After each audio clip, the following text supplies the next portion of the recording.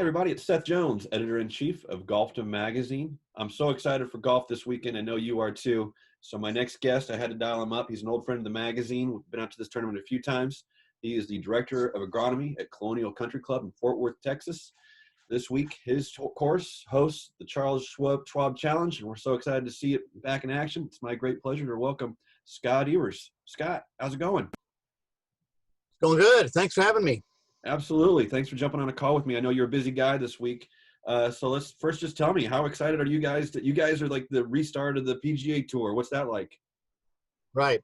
That's pretty cool. Yeah. I mean, we're really fired up here. When we got the news, before they kind of started all this in March or whenever, when everything kind of went offline, they went right up to our tournament. They went through the Nelson and canceling. And then, so we didn't know exactly what that meant. Are we still going to get canceled just later? And I guess, I'm not sure if the tour knew but I guess fairly soon they started talking a little bit about, well, if things go right and if you could move your date, would you be interested? And those conversations were had with, obviously not me, but I think that's ultimately, came together 6 weeks ago, whenever it was. And it's really cool.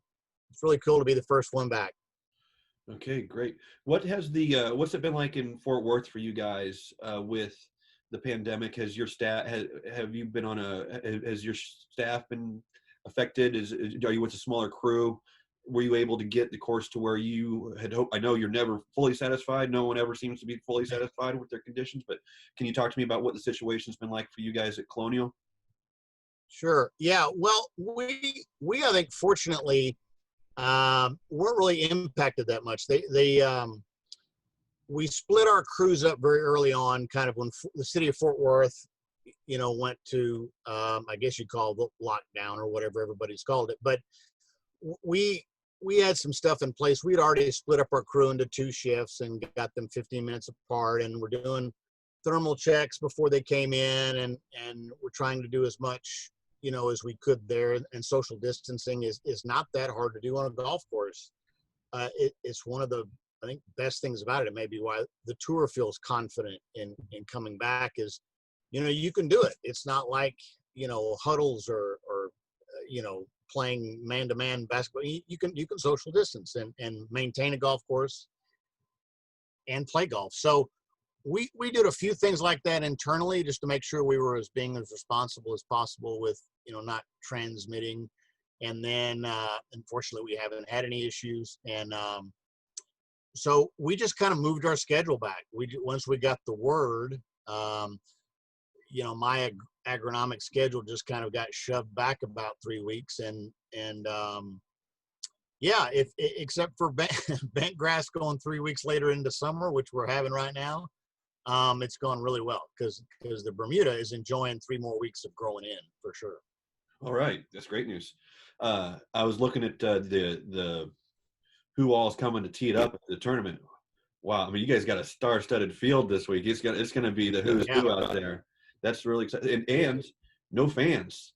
So how weird is it going to be to have any fans to navigate through? And by the way, you're going to get to be eyewitness to. You're going to be one of the few people who get to just enjoy these guys out there.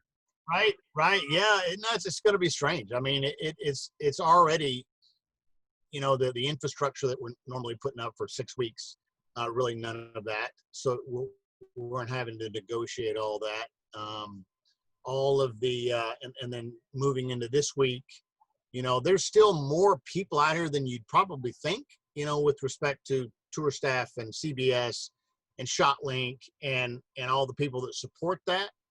But outside of that, you're just you're out there kind of with a few people, and the field is unbelievable.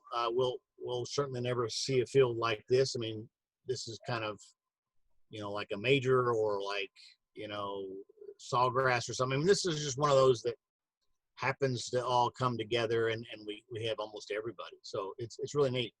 That's so cool. You touched on it a little bit, but I wanted to ask the question for my Golfdom readers. Obviously, who it's guys like you. Anything that my guys should be looking out for your course setup? You mentioned the Green Meter guys got a little bit, a couple more weeks. Anything interesting that of note for you guys? Yeah, I mean, my biggest thing is it kind of is normally at Colonial here, I'd be after my tournament 3 weeks, and I'd be kind of into my summer management of bent grass. We'd have all the fans up. We'd have, kind of our summer regimen in place. And clearly, we can't do that. So what's interesting is they have allowed us to have, because we've been getting really hot here lately. It's been pretty hot last 10 days. So they've let us put one oscillating fan up, and we'll have to have it off for the contest, but we'll have it on all night and up until the morning, and then turn them back on when they're finished.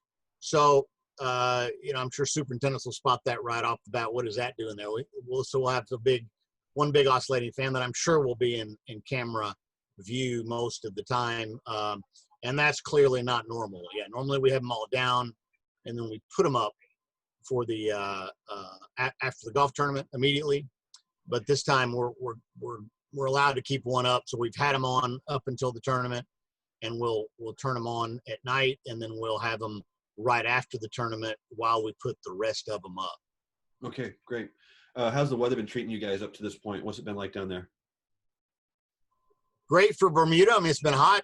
We've been real dry here lately, and that's not all bad, really, for a golf tournament. I can get my fairways kind of firmed up, which is great. The golf course plays, I think, tougher and more challenging when you have to worry about running through fairways. So, if guys can shape balls into these fairways, they'll get a ton of run out, and they'll have,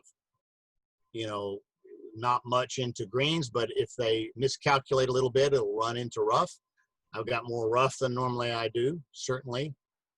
Greens are going to be, much softer than even normal, just because this time of year really can't get, firm bent grass, and the watering we're having to do to just kind of keep them where we need to have them is more than you'd like to have firm greens. So I think they're going to go low. I think somebody that plays, the wind's not supposed to blow starting Thursday.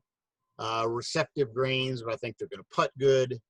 I think somebody's going to really shoot a low number this week. Okay, cool. I'm looking forward to watching it. Scott, I know it's a lot of unusual things are going on, but I hope there's one normal thing out there, and I hope you guys are your local partners still able to come out and whip out some excellent Mexican breakfasts for the crew. Is that still on the agenda? Absolutely, yeah. Even that we have to do a little bit differently. We don't do kind of a self-serve line. We'll have somebody, serve more cafeteria style. But yeah, we're having the guys kind of get fed every morning. It's tough duty out here, as you know, and it's something we look forward to for sure. Well, I can assure you that is one of the best breakfasts I've ever had on my days of chasing the PGA Tours. The breakfast you guys get out there, and those guys whip it out pretty good. So glad to hear that's happening. So Scott, thanks for taking the time. We're looking forward to watching you guys see your handiwork this weekend, and have fun. Good luck. Yeah, see you, Seth. Okay, everybody, this is Scott Ebers, CGCS, Director of Agronomy, Colonial Country Club. I'm Seth Jones. Thanks for watching us here on Golfdom's Zoom Views.